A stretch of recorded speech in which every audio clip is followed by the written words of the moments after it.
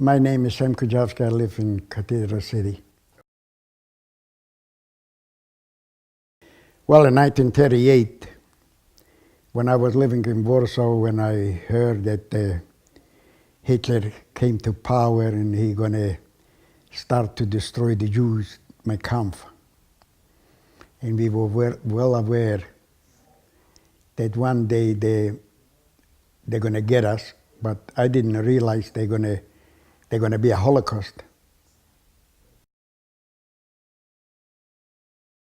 Now, I remember in 1938, I went to school, and in the mid-1937, and the teacher, there was such an anti-Semitic in Poland, the teacher used to tell us, you Jews, you're going to be eliminated one day. And sometimes when I picked up my hand and I want to ask her a question, she said, sit down. And I still remember today, we were sitting way in the back. And you wouldn't believe it, in Poland, especially my hometown, the Polish people, they cooperated with the Germans when they came in, and it was horrible. Well, the first time when they came in 1939, and when the war started, I'm never going to forget the Gestapo, they called themselves Gestapo.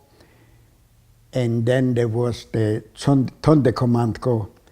They came in, they made unbelievable. They took out all educated people, like the rabbis and the lawyers and the doctors, and they ran them up and they killed them.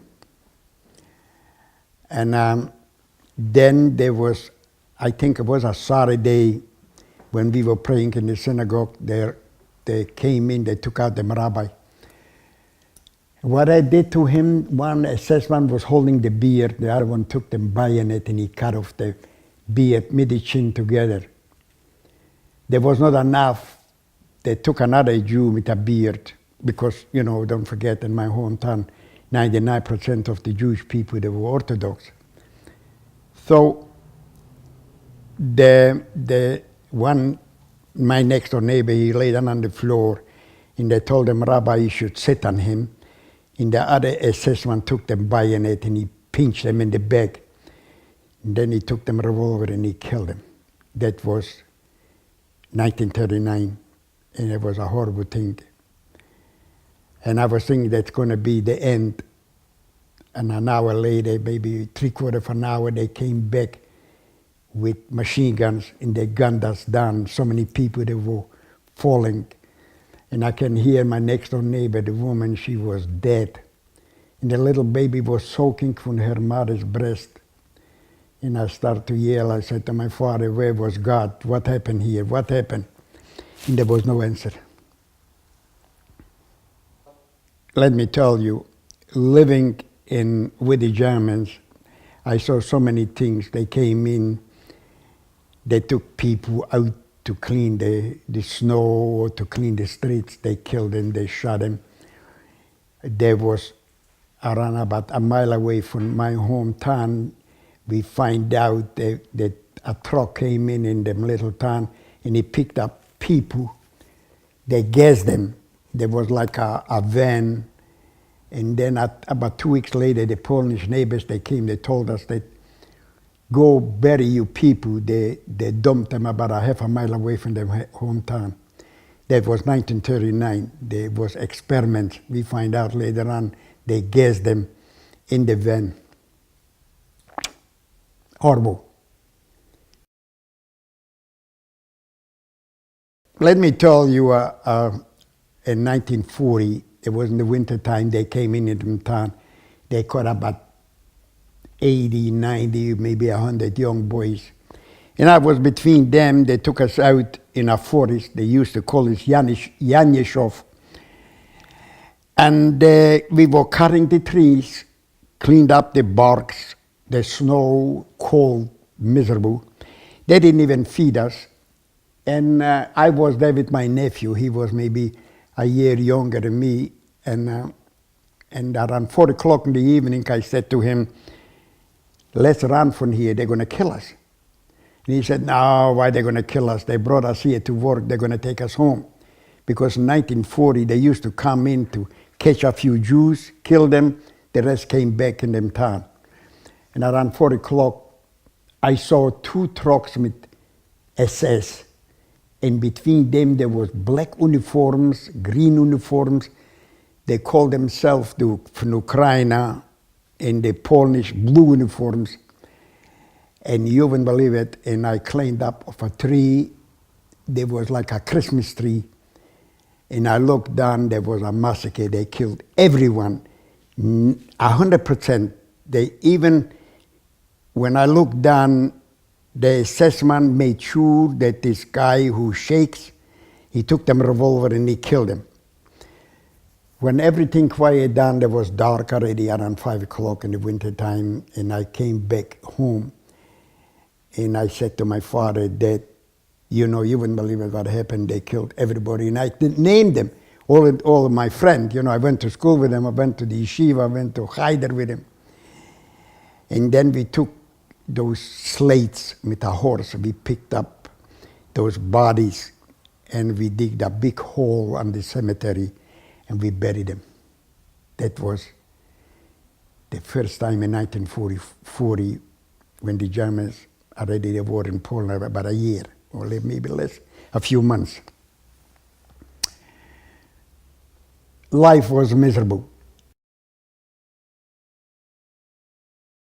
Well, in Poland, you know, I find out the anti-Semitism. Even I remember, you know, I used to go around with the Polish kids. One day I went in the church. Even the preacher, their father used to preach. You know, the Jews, they were so a nuisance to us. We got to eliminate them. Hitler will do a good job because they were killing our God, our Jesus Christ. And I can still hear it in my ears, the way the priests were talking to those people in the church. In 1942, they made a ghetto in my hometown. You know, that we didn't even know, we didn't have no idea they're going to make a ghetto. So one day they came in, there was signs all over them town, special to the Polish people, come over today in May, I think that was the 7th or the 6th of May, the Jews will be, they were going to put them away somewhere. And we were reading those signs that were written in German and Polish, and they came in around 4 o'clock in the morning. When I looked out outside, I saw horses and buggies. There was no trucks.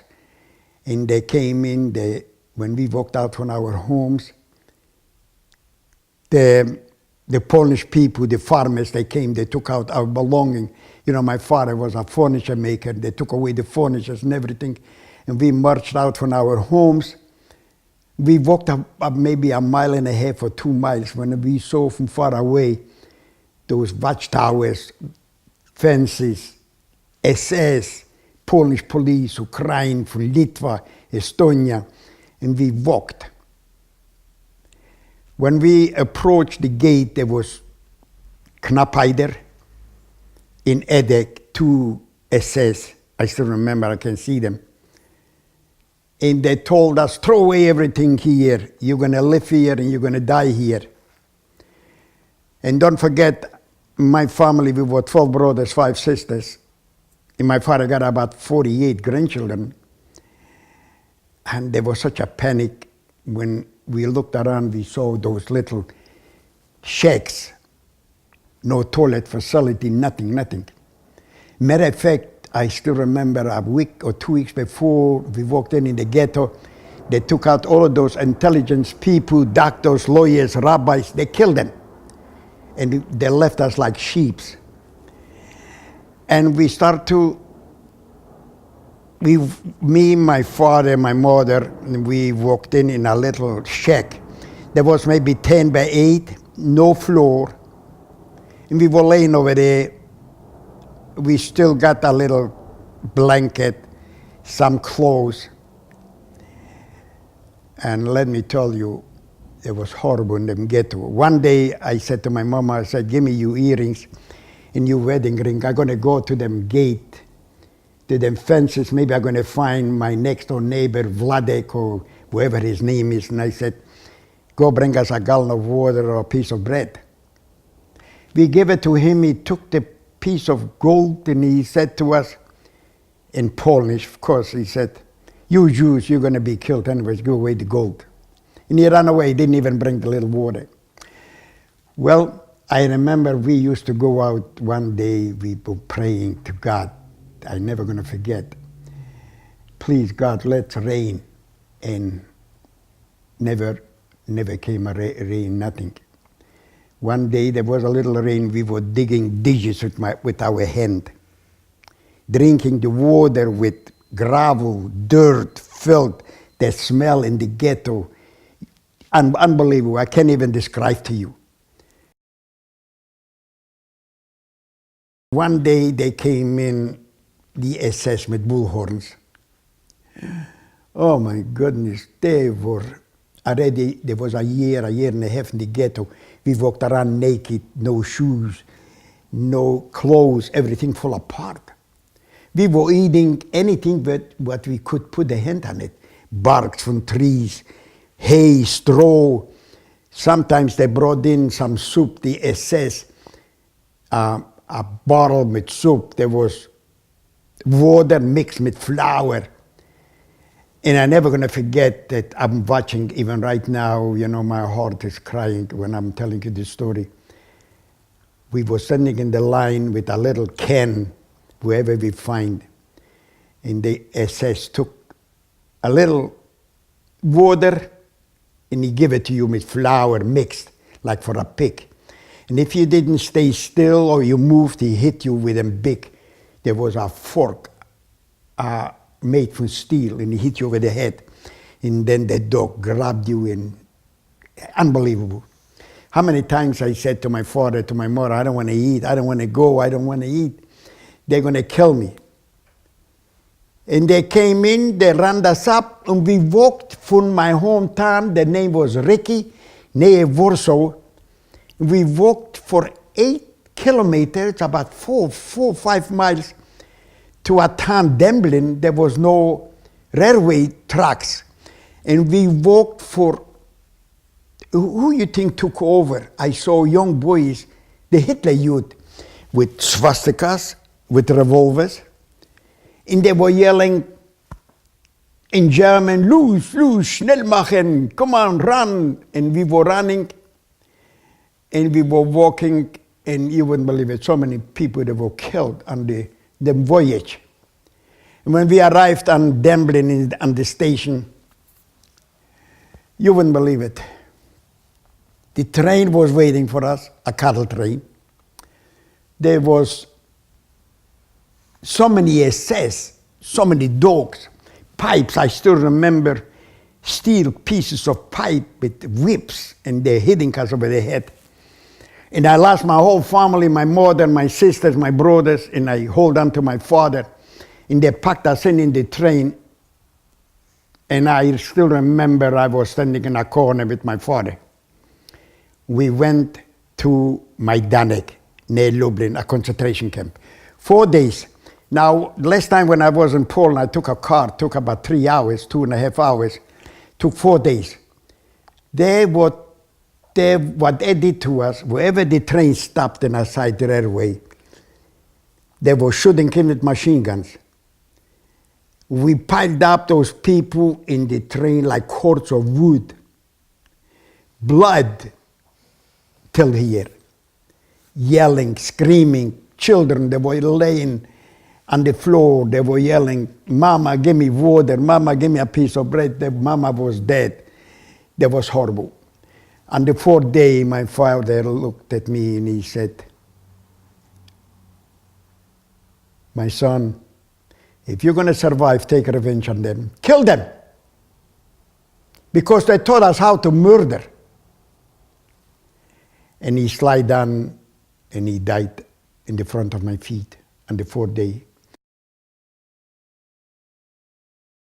When we arrived to Majdanek, they opened the doors, the SS man with a white horse came. And he said, you Juden, you Jews, you came to the right place. You will take a shower. We don't want to know typhus here in Majdanek. in German, of course. You will be separated for half an hour, women separate, men separate, children separate. And I saw my mom, my sisters, my brothers, they went to the left, and I never saw them again. They picked up young boys. Oh yes, when I opened the doors in the cattle train, when I looked around, what I saw, my goodness, share with me. Mountains of clothes, mountains of shoes, eyeglasses, smell. The assessment came and he took young boys and they put them aside. And they were yelling in German, stillschweigen, no talking, no screaming. And the whole show took maybe half an hour, maybe 3/4 of an hour. They took those people, they put them aside, and I never saw them again. When we went in the barracks, I asked some old-timers that were a long time in Majdanek, and I said, where's my father, where's my mother, where's my parents, where's my brothers, sisters? He took me by the hand and he said, look it up, the chimneys, they killed them. That's the funeral. Watch it. The blue, orange flame from the chimneys. And my job was, I worked on the station. To be honest with you people, I never saw no people. I cleaned up the train. The trains used to come from Holland, Belgium, Sweden, Germany, and all over. And I cleaned up the train. I got a shovel with a broom. Mine assessment, his name was Daniel Wilhelm. And he said to me, clean up, schnell machen, everything schnell, fast. And let me tell you what I saw. In the corner in the train, there was a little girl laying, a little baby, maybe a year and a half, maybe a year. And I picked her up in my hand. I was doing Kaddish. I made a prayer over her. I knew where she gonna go. The assessment, Daniel Wilhelm, came and he kicked me and he said to me, dude, you damn Jew, throw away this shit, throw away this garbage. And he took the little baby, threw them out through the door, and he took the revolver and he killed her. The smell, unbelievable. That was Majdanek. Now, you're gonna ask me, I ran away from Majdanek. But let me tell you, nobody ran away from the concentration camps. There was double fences, dogs, Ukraine, on the top, on the watchtower, there was SS with machine guns. And one day, Daniel Wilhelm came and he said he needs carpenters and plumbers and electricians. I picked up my hand and he said to me, "Yeah, come here." And they loaded us of a truck. We were about 8 or 9 people, young boys. And they brought us in Lublin, in them town. And there was the headquarters from the Gestapo, from the SS. And they told us they're going to be a nightclub here. And we should put panels on the walls with plywood. And I told them, yeah, okay, you're going to show me what you want to do. The first day, next to me, his name was Shmuel. And I said to him, Shmuel, I'm going to run away from here. I don't want to go to the gas chamber because, let me tell you, every couple days there was selections. They used to kill people. Left, right. There was no peace at all. You were not secure, even you work for them. On the second day, I said, Shmuel, come with me. And he said, no, I don't want to come. That was 1943. He said, no, I don't want to come. And then he said to me, if you're going to run away, they're going to kill us. I said, I don't care. They're going to kill us anyways. I'd rather die with a bullet in my head.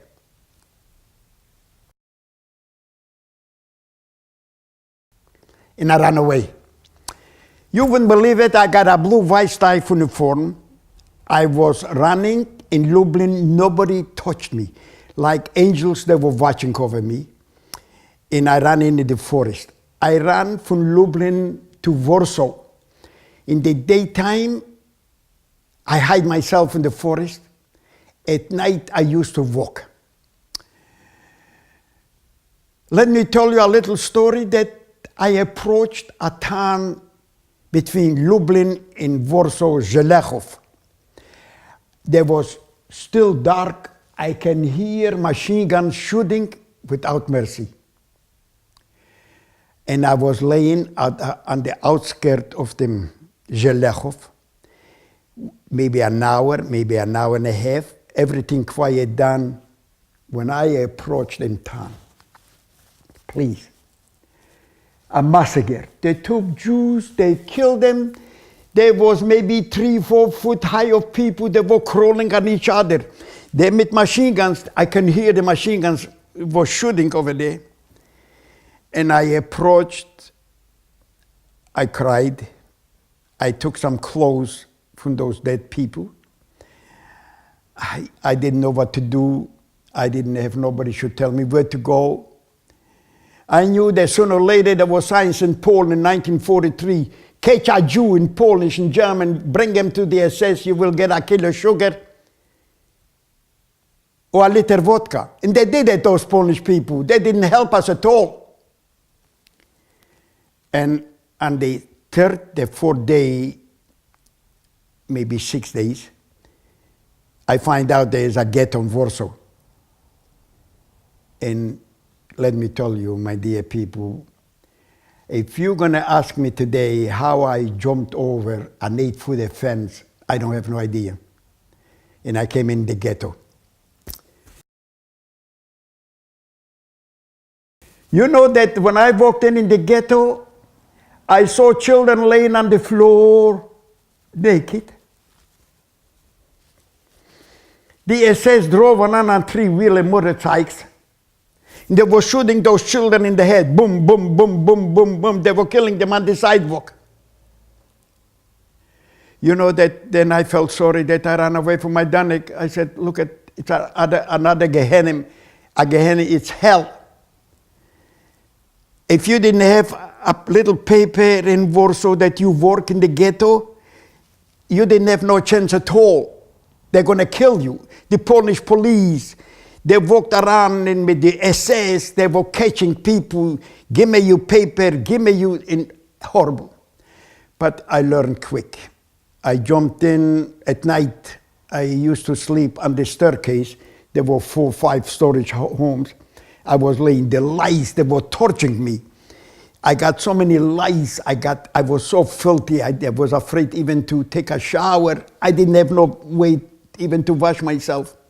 I used to find something, I stole out something, a few pieces of potato or something like that. I just want to live. About two weeks later, I find out there's going to be an uprising.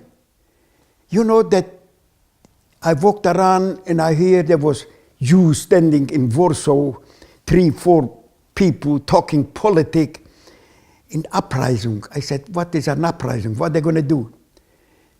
And I find out that on the Miller Street, there was the headquarters from those leaders from Zuckerman, Abba, Kovner. I know everyone over there. And I came in, I said, please don't throw me out. I ran away from my Danik. I told them I was in Żelechów. I saw a massacre. I saw so many things. The gas chamber is killing people over there. They're hanging people, my Danik. Please give me a job. Let me do something. Never going to forget, 2 guys came over. They took the Bible. And they said, tomorrow morning you're going to come in and we're going to give you an assignment. And they took me, they put my hand on the Bible. And I swore in Hebrew, I said, if the SS will catch me, I shouldn't even say nothing. They're going to kill you anyways. And I did it. They gave me half a loaf of bread. And they told me tomorrow I should come here and they're going to tell me what I'm going to do. And my job was, this man walked through the sewer in the Irish side. I got here a pile with gold, dollars. I used to go on the other side with another guy. Of course, I didn't even know where to go. When I went down in the sewer, the rats, they were jumping over me. The smell, unbelievable. And when we came in the other side, we picked up the cover, a steel cover. A Polish man came and he gave us a revolver. We handled him the gold with the dollars, and we went back. Took about 8-10 days, my job. I used to go back and forth. When I came back, I took a shower. The smell, the shoes, they was horrible. And one night, I heard we were sleeping.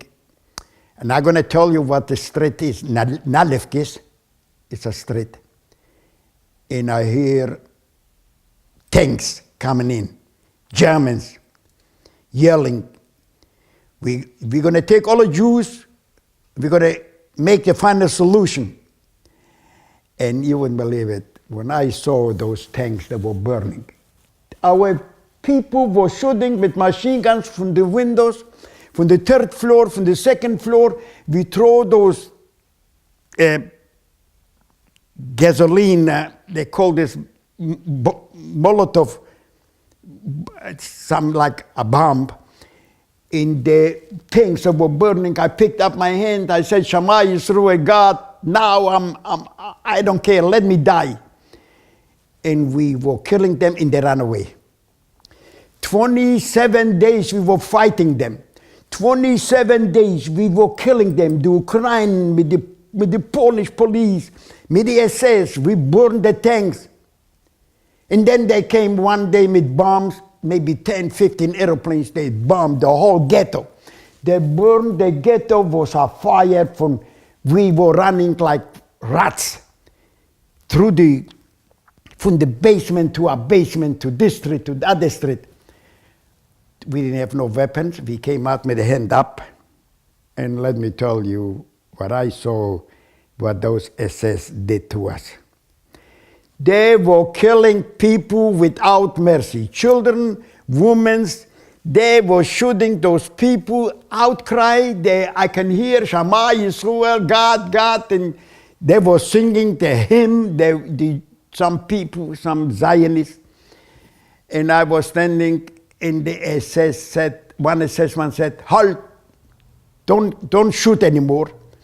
And he picked up young people to the right or to the left, and we walked for about a mile to a station. They packed us in the train again. They brought us into Buchenwald in Germany.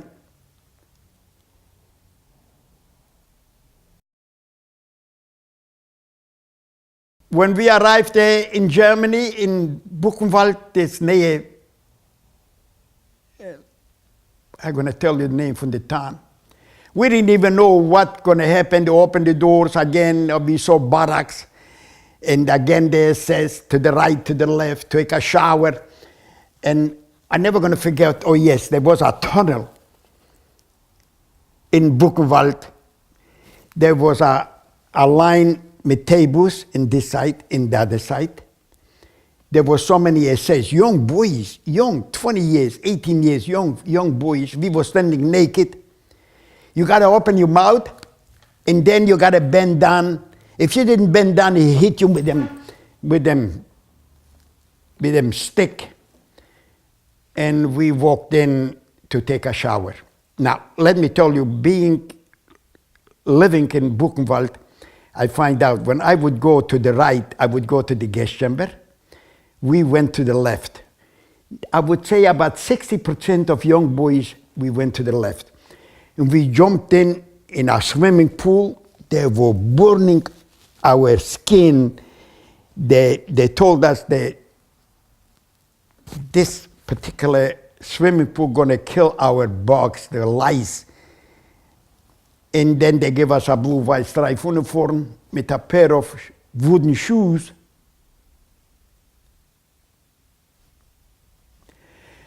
They took us in later on a room that was hanging from the ceiling, electric. They cut our hair everywhere. And the brothers in the barracks. You know that 2 days later, they picked up young boys. We walked in Buchenwald in a room, and there was like a 12 inches boards. We were laying shelves. They tied us our feet with a hand. They took our blood. They withdrew the blood. And I said, my goodness, what they're doing to us. And then they cut off them rope. We fall down, and they told us, loose, get out, get out. Panic. I was there 3 weeks. Well, I can go on and on what I saw over there in Buchenwald. You know, I walked over to the SS man and I said to him, please, I'm a carpenter, I'm a Tischler, I'm a carpenter, I can do something. Give me a job, give me a piece of bread, I'm hungry. They used to give up a piece of bread for 10 people. When I got a little bite, I just eat a little bit, and the rest I put in my shirt for an hour later. When I took out this other piece of bread that was corroded with lice, they were horrible. And he said to me, the assessment, come here. He gave me a shovel. He gave me a broom. We were maybe 3 guys. We walked in that experiment rooms. Let me share with you, nobody told you. You know, nobody knew what this experiment room did to humankind. I walked in the room, I saw women laying, tied their feet with a rope. They were pregnant. They were yelling so loud, I can hear it right now, they're screaming. They were yelling so loud. And doctors, women walked around with a white coat. And she cut off their stomach, took out the baby, and she threw them like in the garbage. She said, schmeiß away this garbage. And me and the other guys, we used to go around, clean up the blood. I did it because I was hungry. I didn't do it because I want to do it. I want to live. They brought in Russian prisoners, officers, Russian. They cut off our food. And I can hear they said in German, let them suffer, those communists. They cut off the scalp. I saw it. 10 days later, they made a transport, and they said they're going to take us to another job. And they were bombing the railway, I think the Americans or the British. And we were stuck in Munich, and I can hear the SS said that they're going to take us in a camp. We walked maybe 2 hours, we arrived to Dachau. Oh, I said, my goodness, again, another concentration camp. Here, Majdanek, here, Buchenwald, here, Dachau. We walked in over there again, watchtowers, SS, a pill, galleys, you know, they used to hang people. It was unbelievable what happened over there. Horrible. You know, my job was, one day I said to them, assessment, please, I was blonde. Maybe I got a little chance. They like blonde people. And I said to him, assessment, give me something to do. He said, okay, come here. He gave me a little wagon on 2 wheels. And he said to me and another guy, I still remember him, Jakel Guthart. And we walked around in Dachau, we picked up bodies, skeletons. We picked them up, we put them on the little wagon. You know, I was afraid they're going to fall apart. They were skin and bones. And the assessment came over and he said, you're going to take those people, put them in a pile over there. And we piled them up, maybe this height. And he came with a can with gas, and he poured on them. And he said to me, die verfluchte Juden, die cursed Jews, they burn like cords of wood. They burn them. They smell unbelievable.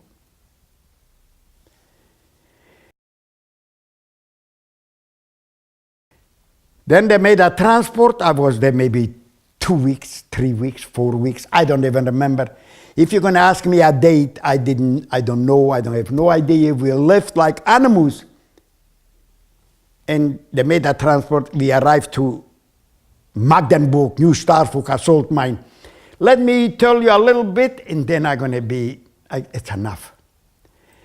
When they took us in Magdeburg, in a salt mine, 800 meters in the ground.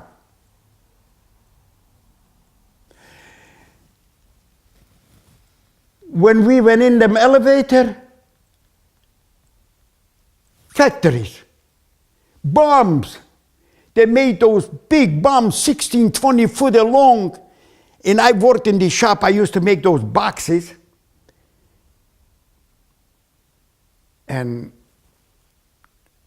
I used to get a little food in the beginning. It was 1945. Horrible. Food was so scarce, I used to lick from the salt mine, the salt. I was so thirsty. You know, in the shop, there was motors. They were cooling the machines.